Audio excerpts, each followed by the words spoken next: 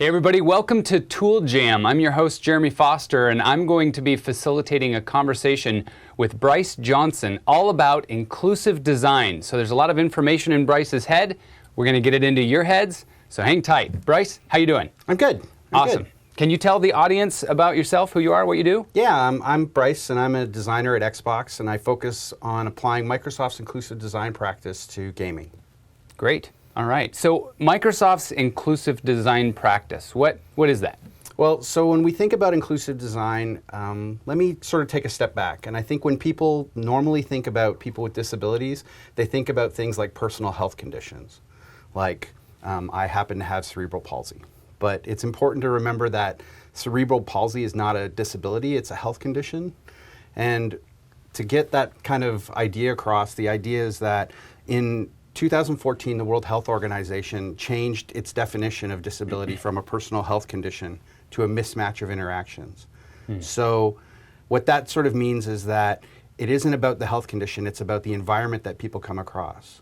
So to give you a more kind of concrete example, the wheelchair doesn't make the building inaccessible, the stairs do. Oh, interesting. So what that means for us as like creators and designers is that it's important for us to realize that disability is actually designed, that in the things that if we do not intentionally include people of all abilities, we are actually creating disability. Interesting. Okay, so it's a mismatch of the person and the experience that they're trying to have. How does this apply to the world of gaming? Well, I think when we traditionally think about accessibility, we think about removing barriers. And the trick is with gaming is that obviously gaming is about the barriers and the challenges are part of the fun. So we don't really want to necessarily eliminate barriers, but we want to fine-tune barriers to people's abilities. We want to make sure that people can play. If a barrier is insurmountable, that's not fun, that's just frustrating. Yeah, right. Can you give us an example of that? Well, I think some basic examples that are very traditional in the gaming industry are things like not using red and green colors to differentiate elements. So people who are colorblind can't necessarily see things. Or if you have game dialogue that does not have subtitles and it's conveying information, you're basically limiting people who are hard of hearing from being able to access that content. Okay, so for instance, if I've got some sort of a top-down game and I've got little soldiers or minions or something and they're running around and I decide as a developer, hey, this looks good, I'm going to have this team be red, and I'll just kind of build that into the code, and this one will be green. I've essentially carved out a section of my potential audience, and I've really done a disservice to myself as the developer by reducing my audience, and I've also done a disservice to them because they're not really going to be able to engage in the game because they can't differentiate well enough between green and red. Yeah, absolutely. And I think, I mean, the classic example of this is when King first came out with Candy Crush.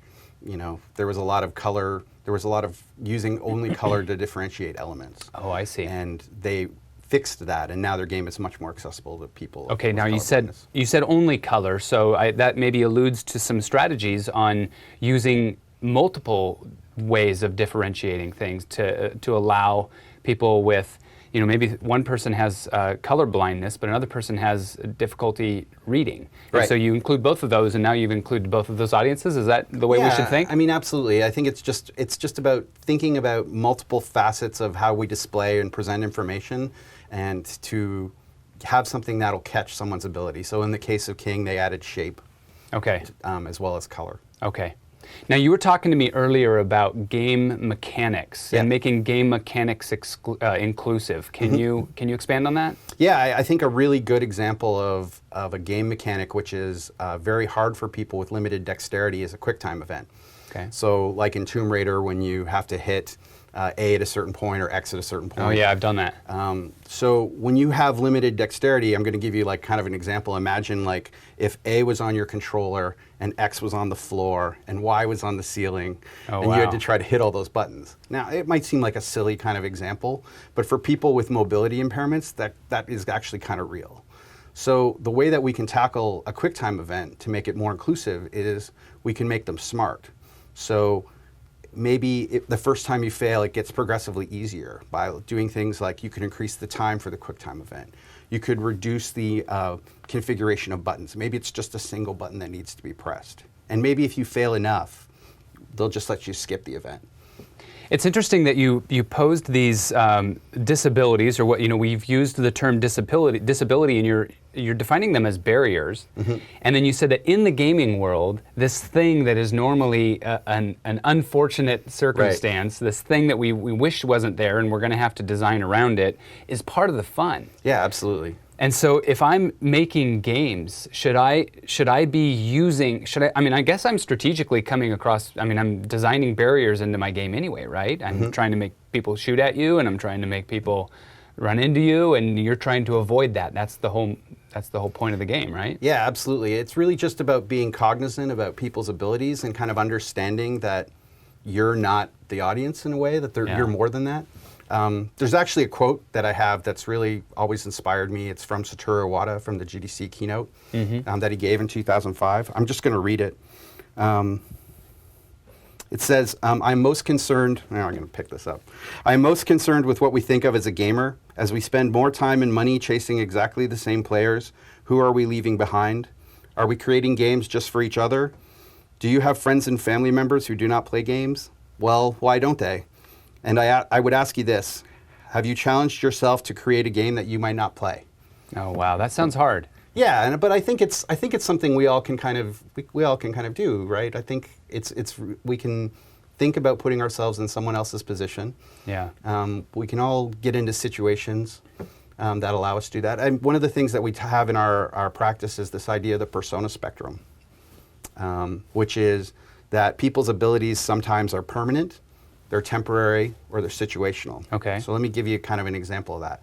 If a permanent condition would be like, I'm an amputee, I only have one arm. A temporary but sort of equivalent condition of that is that I happen to be in a sling. I've broken my arm, I can't use it. Okay. And then the situational version of that, the situational impairment, is I'm holding a baby. Obviously, if I'm holding a baby, that arm is being used. Yeah. So I'm one-handed. Yeah.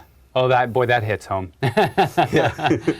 Great. Well, is there any other advice that you have to the people here at Tool Jam that are trying to make games and they're considering this aspect that maybe they weren't considering before? How do I make my game inclusive? How do I make it accessible? How do I bring that thought process into my development?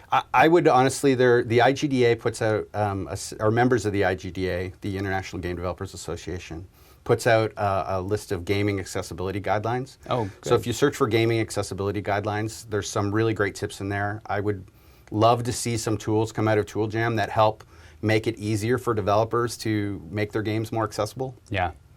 Well, thank you very much, Bryce. It's been great talking to you. I'm actually really encouraged to know that we have people like yourself that specialize not just in inclusive design or in gaming, but in the convergence of the two. That's really a great thing. Yeah, so, great. It's super awesome. have fun at Tool Jam. Thanks. See ya.